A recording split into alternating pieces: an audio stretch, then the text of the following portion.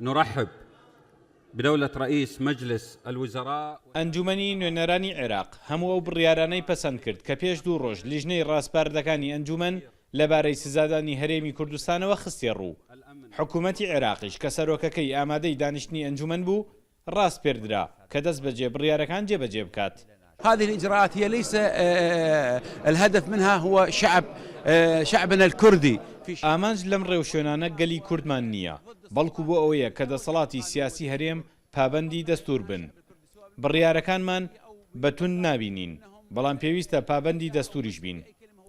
كل القرارات التي تتخذ هي لتنظيم عملية السلطة بين السلطة الاتحادية وبين الإقليم. هەموو ڕێوشوێنەکان بۆ ڕێخستنی پرۆسەی دەسەڵاتی نێوان هەرێم و ناوەندە. بڕیارەکان لە چوارچەوەی دەستوردان بەو هیوایی کێشەکان چارەسەر بکرێن. بڕیارەکەی ئەنجومەنی نوێنەران کە لە 13 خاڵ پێک هاتووە و باڵۆشانەوەی ڕێفراندۆمەکەی هەرێم دەست پێ دەکات پڕە لە سزای یاسایی و ئابووری و سیاسی لەسەر هەرێمی کوردستان. تیایشیدا حکوومەت ڕاست پێردراوە کە هێز لە کەرکووک و ناوچە دابڕێنراوەکانی تریشدا بڵاوە پێ بکات. ئەندامێکی ئەنجومەنی نوێنەران دەڵێت لەگەڵ ئەو بڕیارانەشدا هێشتا دەگەڕینەوە بۆ زمانی گفتوگۆ بەڵام نەک لەسەر ڕێفراندۆم و ئەنجامەکانی.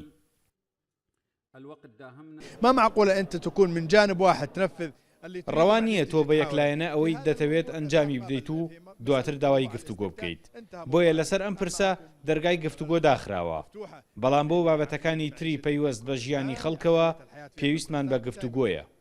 تفاجئنا بصراحة بإجراءات استفتاء لە کۆبوونەوەکەی ئەنجومەنی نوێنەراندا عەبادیش ڕایگەیاند حکوومەت دەسەڵاتی خۆی بەپێی دەستور بەسەر هەرێمدا دەسەپێنێت و ڕەتیشی کردەوە هێز بۆ یەکلاکردنەوەی ئەم پرسە بەکاربهێنن.